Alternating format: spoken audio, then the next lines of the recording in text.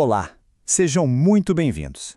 Já parou para pensar num sistema de crenças onde, tudo, cada prática, cada música, cada detalhezinho do culto está amarrado numa única ideia fundamental? É exatamente isso que a gente vai ver hoje. Vamos mergulhar na cosmovisão da Igreja Presbiteriana de Confissão Reformada, a IPCR, para entender como a visão que eles têm da Bíblia acaba moldando absolutamente tudo o que eles fazem. E para guiar a nossa análise, vamos começar com essa pergunta aqui. Como seria um culto se ele fosse baseado só naquilo que a Bíblia manda fazer de forma explícita?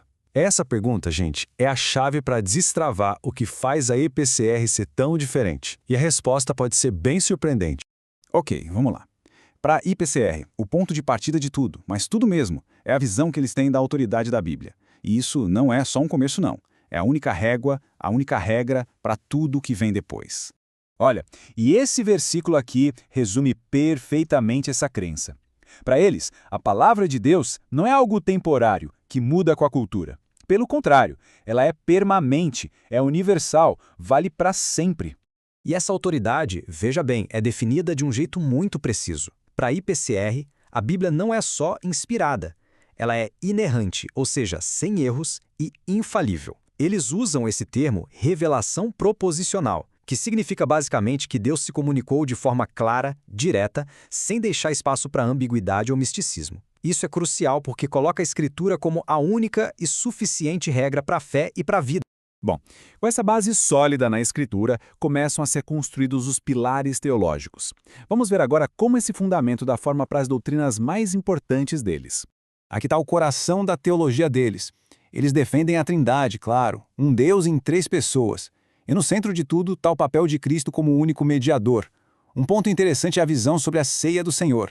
Eles acreditam que Cristo está presente de forma espiritual, e não que os elementos, o pão e o vinho, se transformam fisicamente. Essa base toda leva a uma forma bem específica de entender a salvação, que é conhecida como os 5 pontos do calvinismo. Da depravação total até a perseverança dos santos, o fio que conecta tudo é o mesmo. A salvação é vista como uma obra que é 100% da graça soberana de Deus, do começo ao fim, sem depender em nada da escolha humana.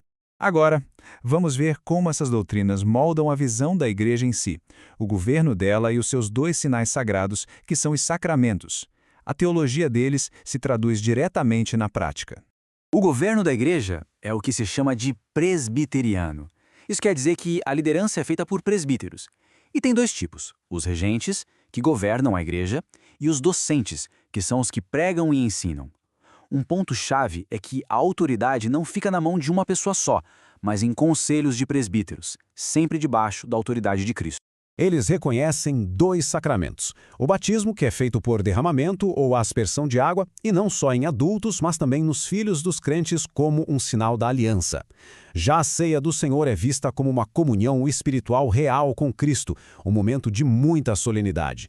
Chegamos agora no ponto que talvez seja o mais crucial e o que mais diferencia a adoração deles. É um conceito que vem direto da visão sobre a Escritura e que impacta absolutamente tudo o que acontece num culto. A expressão-chave é essa: princípio regulador do culto. Pense nisso como a planta baixa da adoração deles. A ideia é que Deus não só nos diz como sermos salvos, mas também como nós devemos adorá-lo. E aqui fica claríssima a diferença. Enquanto muitas igrejas seguem o princípio normativo, cuja lógica é se a Bíblia não proíbe, então tá liberado, a IPCR segue o princípio regulador. Se a Bíblia não manda fazer, então a gente não faz. Isso tem implicações gigantescas. Então, o que um culto precisa ter de acordo com esse princípio? A resposta é uma lista bem específica e limitada de coisas que eles entendem como explicitamente ordenadas na Bíblia: leitura da palavra, pregação, orações, sacramentos e só. Nada mais, nada menos. E a consequência direta disso? Uma série de práticas, super comuns em outras igrejas, são rejeitadas como fogo estranho, ou seja, invenções humanas. Isso inclui instrumentos musicais, peças de teatro e até a celebração de feriados como Natal e Páscoa, porque para eles não existe um mandamento bíblico claro para fazer isso no culto. Vamos dar uma olhada agora nos resultados mais visíveis e, digamos, mais únicos de se aplicar esse princípio regulador no dia a dia da igreja. Primeiro, a comunhão restrita. A ceia do Senhor é tratada como uma refeição sagrada e exclusiva para membros da igreja que têm a mesma confissão de fé. A questão para eles não é ser exclusivo por ser, mas sim proteger a integridade do sacramento como um sinal de uma aliança específica. A lógica pastoral por trás disso é dupla. Primeiro, é um ato de cuidado para proteger a pessoa de participar de um jeito que não seja correto. E segundo, é para manter a integridade doutrinária da igreja, garantindo que todo mundo que participa ali compartilha da mesma fé. E por que eles cantam só salmos? Está ligado diretamente ao princípio regulador. A ideia é que Deus já deixou um inário perfeito, inspirado na Bíblia, o livro dos Salmos. Cantar qualquer outra coisa seria, na visão deles, colocar a palavra do homem no lugar da palavra de Deus. E o fato de cantarem a capela, sem instrumentos. Eles acreditam que os instrumentos musicais faziam parte do culto do templo no Antigo Testamento. Como esse sistema se cumpriu em Cristo e o Novo Testamento não manda usar instrumentos no culto, a conclusão lógica para eles é que não se deve usar.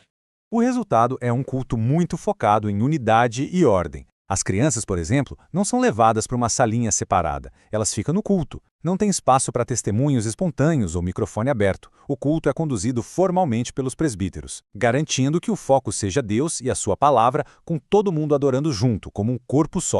Agora vamos sair um pouco das quatro paredes da igreja para ver como todo esse sistema teológico se expande e vira uma visão de mundo completa, que abrange a vida inteira. E aqui a gente vê como a fé deles se torna uma cosmovisão mesmo. A visão sobre o futuro costuma ser otimista, o que chamam de pós-milenista. A ética deles é toda baseada na lei de Deus. A forma de defender a fé parte da Bíblia como um pressuposto que não se negocia.